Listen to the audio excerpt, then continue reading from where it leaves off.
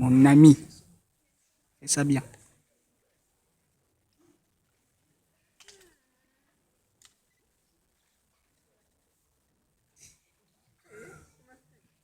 Ici, tout est inversé. Les gens meurent plus le jour et vivent plus la nuit, contrairement aux adultes ici. Ce sont les mômes qui ont la charge du toit familial. Les rayons de soleil disparaissent et la conscience de l'homme en fait de même. Les ombres fusionnent pour devenir un. Le jour a été endormi par les berceuses de la nuit. Tout bouge par-ci et par-là, et sur les toits, les chats grimpent. Elle était là, le regard somnolent dans le chagrin.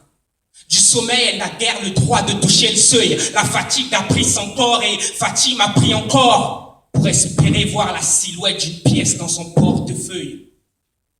Si la nuit porte conseil, dorénavant, elle devra hausser la voix, car c'est dans le bruit déraisonnable des envies réfléchies que ses géniteurs avaient fait ce choix. Fatima, conséquence d'un plaisir irresponsable, mélange de tristesse, peine et misère. Fatima, petite africaine délaissée seule dans la férocité tardive de la nuit. Fatima, privée d'enfance normale et ni complexe d'une lugubre existence. Fatima, petite fille noire, pendant au bord de la voie.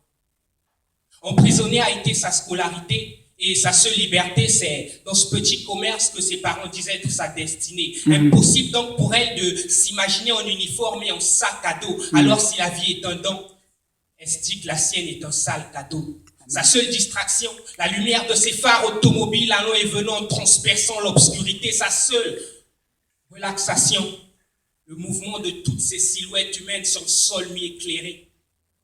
Quelle heure est-il ?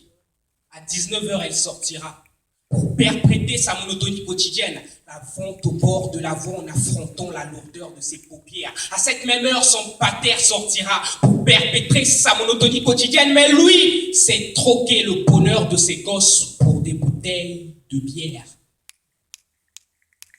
Dans une obscure ruelle, seule, de tout malfaiteur, la proie parfaite, surprise empoisonnée de la vie, Fatima, volé et violé, dégoût intense de soi-même, vidé de ses larmes, les yeux rouges et secs.